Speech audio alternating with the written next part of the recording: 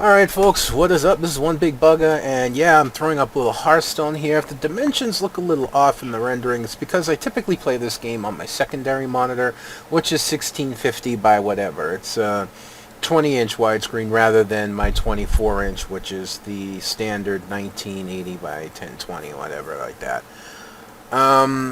So as this goes, if you see my mouse zipping back and forth, that's what I'm doing. I actually have this in window mode.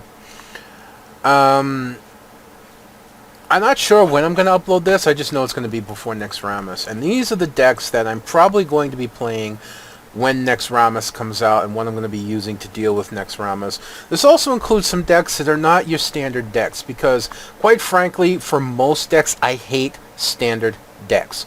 I hate Miracle Rogue, I hate Zoo, I hate Handlock, I hate Rushdown, things like that. So these are decks that are either somewhat different or they're decks that I do actually like. Or, you know, I think I have a couple decks in here that are fairly different. The first one, of course, is my Paladin deck. And this is kind of a standard Paladin deck. It's got a little bit of change in it, and there's actually something I'm looking to change in here.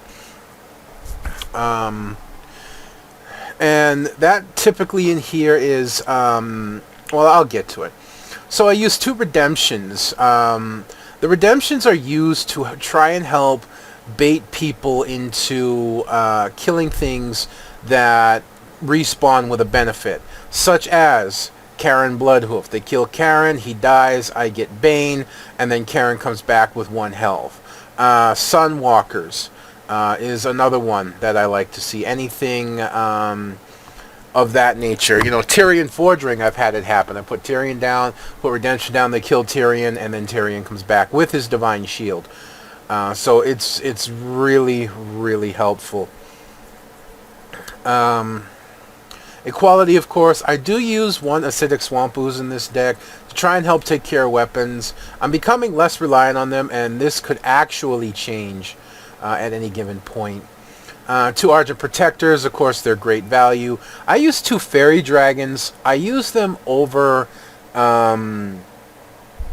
Argent Squires. Because Argent Squires, yeah, they stick around. They're a little bit annoying to deal with. But unless your deck really revolves around them, like Zulocks or Rush decks, where you can pump them up and make use of the Divine Shield, I really don't find them that great. I like Fairy Dragons, because Fairy Dragons cannot be targeted by hero spells and abilities. So, like, Priests can't, was it Shadow Word, Pain, or Death, or whichever one is. I can never remember. Mages can't ping it. Things like that. That's why I really like the Fairy Dragon. If someone decides to take it to the face, they're taking 3 damage to the face unless they have armor. So that's why I like the Fairy Dragon.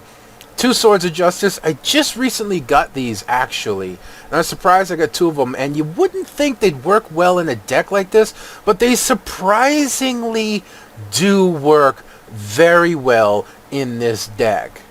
It's absolutely amazing how well they can work. I mean, turn 3, you throw down an turn 3, you put up a Sword of Justice.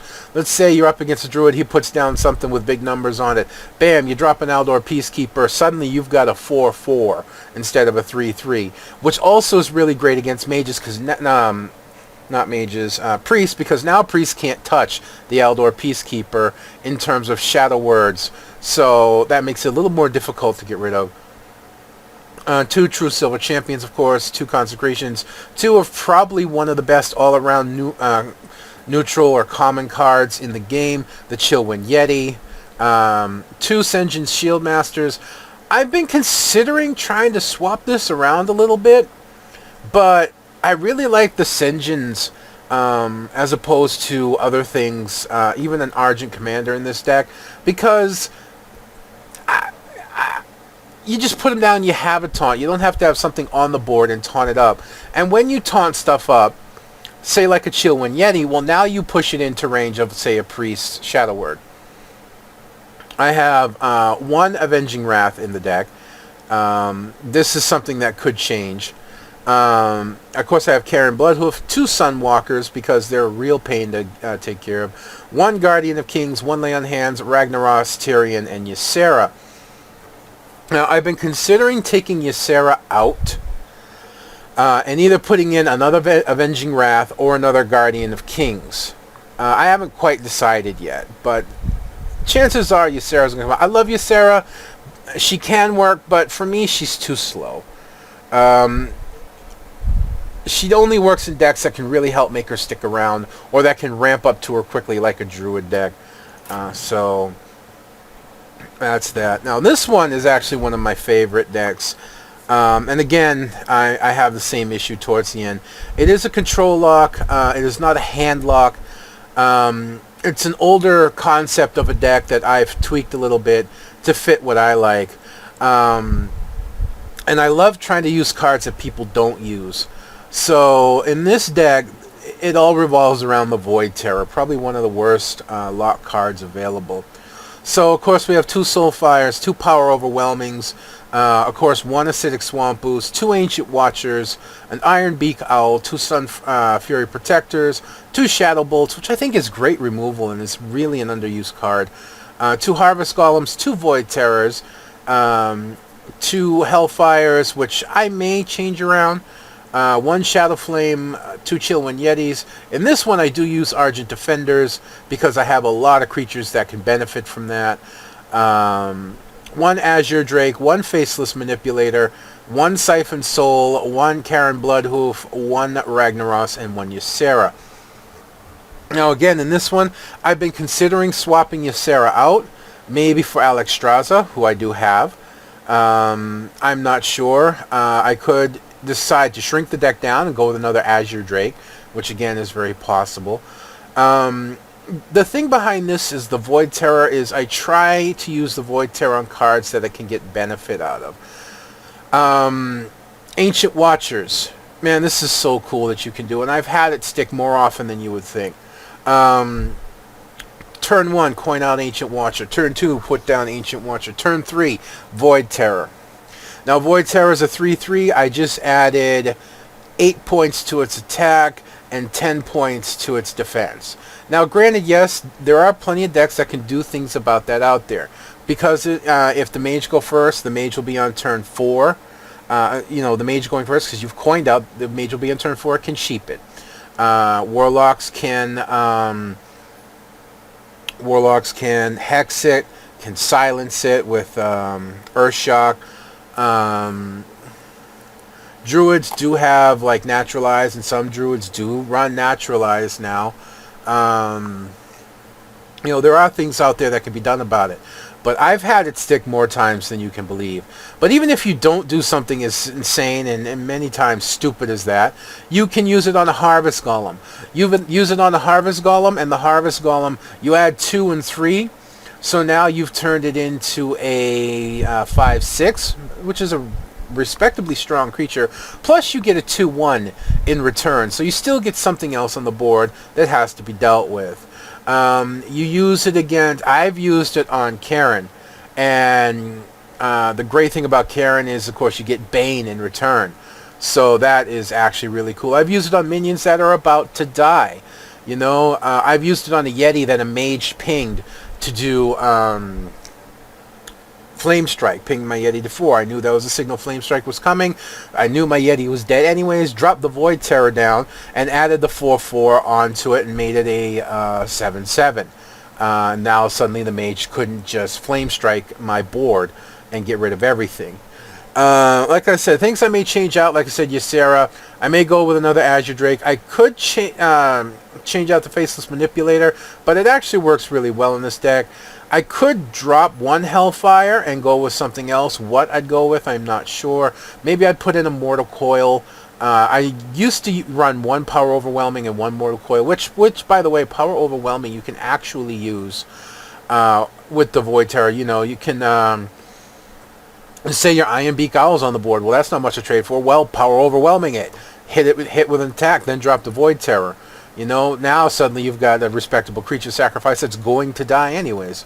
Because the Owl's not good for much more than silencing things.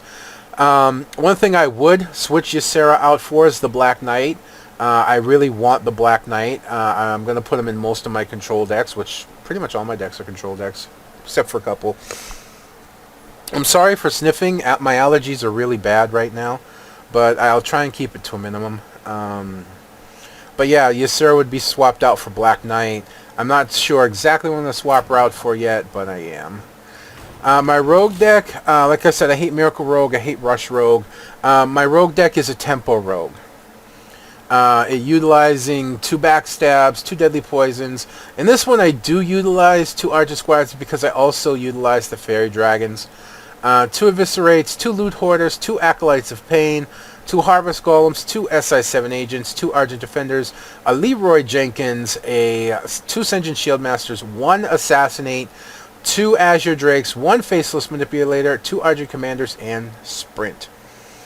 At first glance, when I started this deck, I kind of felt like it would have been weak, but it actually does really, really well of putting pressure on the opposing player and keeping and holding board control while whittling them down.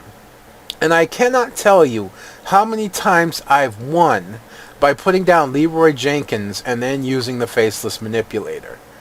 It's been pretty insane. Something I may change.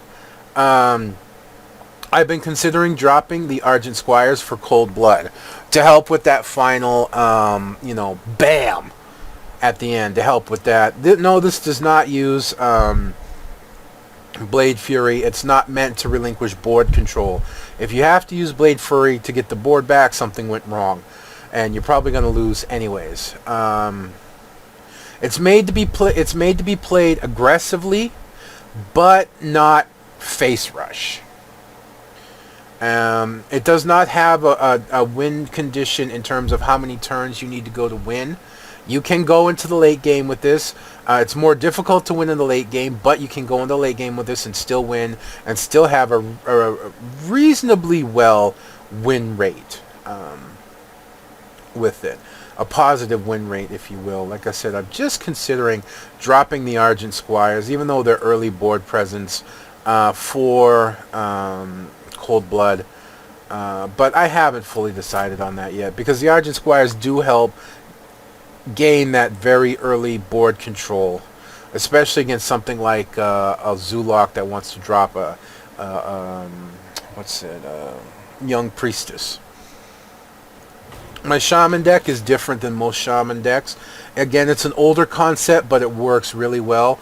It revolves around getting the most value out of cards that would benefit from respawning. And it uses that in terms of using 2 cards that are almost never used. I think they're underappreciated cards, and that's Ancestral Healing and Ancestral Spirit. You use these cards on things that, again, benefit from doing that. One of the key cards in this, especially versus something like a Zulok, is the Injured Blade Master. Put down the Injured Blade Master on turn 3. Ancestral Healing costs nothing. Now you've got a 4/7 with Taunt. Basically what you've done is the Priest version of this. This is something I don't get. Yeah, the Priest Circle of Healing heals all minions. The drawback to that is it heals the enemy minions, and the only benefit you could get out of doing that is if you have a Northshire Cleric on the board. Ancestral Healing not only accomplishes the same thing in terms of healing an Injured Blade Master to full health, but it also gives it Taunt, which means now it has to be dealt with. They can't go around it. They have to go through it in one way or another.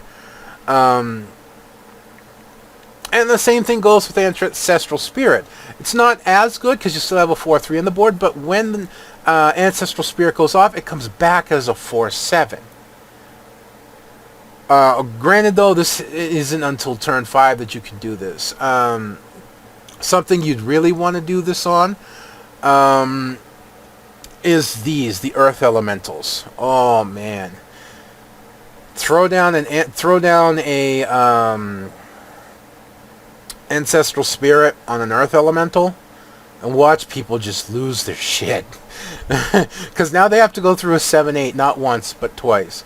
The only thing that really hurts that combo is a sap. Something that bounces it back into your hand. Otherwise, man, they can assassinate it. A priest can shadow word it, and it just comes back. And now, you know, basically, it's like Bane, but worse. Is you have to kill it twice, and this, you can know, and of course you benefit that with Bane as well. Changes I've been considering making in this deck, kind of difficult. I use the Kobold Geomancer in place of when I want to use Archmage Thalnos, because I don't have him. I've been considering taking the Kobold Geomancer out and putting it in another Feral Spirit, because Feral Spirit's really strong. I keep the Wild Pyromancer in place for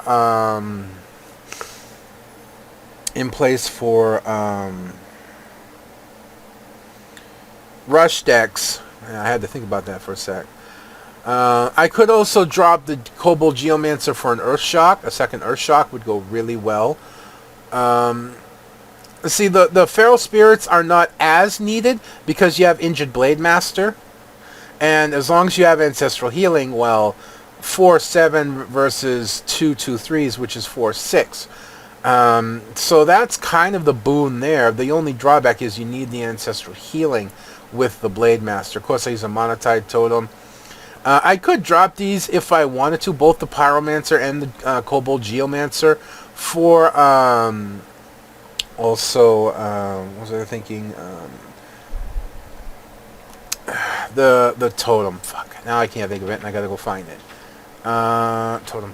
This one. Here we go. The Flame Tongue Totem. You know, there's lots of changes I could still make in this deck, and I'm not 100% sure which way I want to go with it at all.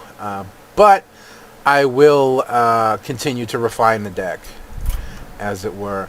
My custom warrior, it's just your standard control warrior. Again, I've been considering dropping Ysera, but it's a standard control warrior. There's nothing fancy here, except recently I'm playing around with Rampage. You throw down an Armor Smith, and then you have an Armor Smith. Let's say you have an Acolyte of Pain down, or even a Frothing Berserker. You throw down that, you hit a Whirlwind, and then you do a Rampage, give a minion +3/+3. Well, say you injured this, it's now a 1/2. Well, now it becomes a 4/5. It's a lot harder to deal with, and you get cards every time it takes damage. Frothing Berserker, of course, and things like that. Really beneficial from that. I also been trying to consider putting in Inner Rage, but I don't think I can fit it with everything else in here. I really don't. But I'm just goofing off with Rampage right now. Let's see how it works. I'm actually met a warrior that used Rampage and Charge and whatnot, and actually he had a very interesting deck, a very strange combo that I haven't seen before, and it almost beat my Tempo Rogue. He was in an unwinnable situation, and he was short 2 damage. If he had the 2 damage, he would have beat me, but there was no way he could, so I ended up winning that match. My custom priests, I'm just going to be straight with you. I have such a hard time finding priest deck. This is just a straight rip of Amaz's priest deck, or at least one version of it. I'm going to make some changes in here. I want to put a Thought Steal in. I just don't know what to replace for the Thought Steal. Not Thought Steal, Mind Control. I don't have... kind of sad because I've had several versions of Sylvanas, so I use Karen in Sylvanas's place, but otherwise this is a straight up rip-off of one of Amaz's decks. My custom mage, now this is interesting.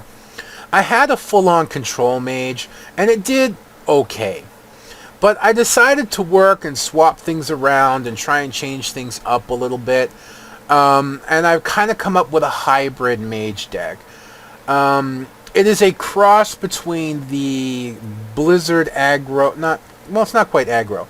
It's a cross between the Blizzard, what they call it, Frost Queen deck, where they keep you frozen until they can hit you with a whole bunch of damage and try and burst you down with spells, and a late game, control deck. Utilizes 2 arcane missiles, 2 ice lances, 2 mirror images, 2 mono worms, 2 frost bolts, 2 wild pyromancers, 2 arcane intellects, 2 earthen ring farseers, 2 fireballs, 2 polymorphs, 2 chillwind yetis, 2 water elementals, 2 azure drakes, a faceless manipulator, Karen Bloodhoof, a flame strike, and Ragnaros. Now, this deck is not made to like. It's really great when you can throw Ice Lance onto somebody with Frostbolt or something like that and get all that extra damage out of it. But I've often used Ice Lance just to freeze a minion in place until I can deal with it next turn. You really... Basically what you do is you try and control the board and chip your opponent down in the early game until you have him low enough to where you can just start facing him. And I've done it where I've looked at the board and I said, okay, I've got enough that I can do this in this many turns. And so I froze the guy, I hit him with my 2 ice lances, next turn I fireballed him, and then I was able to finish him off. You really got to make the read of when you can go and use your spells or what you have left to go for the face. I look at the deck sometimes and think there's no way this should actually work, but it works. It really, really works. That's not to say it's going to go high level. I don't know how far it'll work, especially with me using it. I often make a lot of bad calls, but the reality is right now I have a very positive win rate with this deck. It's made to like fight in the early game versus rush decks and Zulocks, as well as deal with the late game in terms of hand blocks. So that's really good. And I've taken down Miracle Rogue with this by putting enough pressure onto Miracle Rogues by doing a lot of early damage to them that they're going to start trying and going for their combos early. And they don't get the draw that they normally would by being able to wait. So it really pressures them to respond quickly. And I don't know what to say. It's a hybrid deck. I mean, you can see the transition from aggro to mid-game to late game. You can actually just watch the transition in the cards. And I don't know how to explain it beyond that. My Druid deck... it is a copy of another deck. I forget from where. I have changed a couple little things around in it.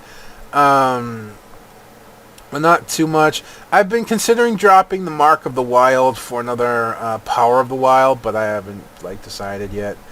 But I've got 2 Innovates, a Mark of the Wild, a Power of the Wild, 2 Wild Growths, 2 Wraths, 1 Savage Roar. That's something else I could change too. Drop the Mark of the Wild for a Savage Roar. 1 Earthen Ring Farseer, that's something I'd like to actually have 2 of, but I don't know how to fit it in right now.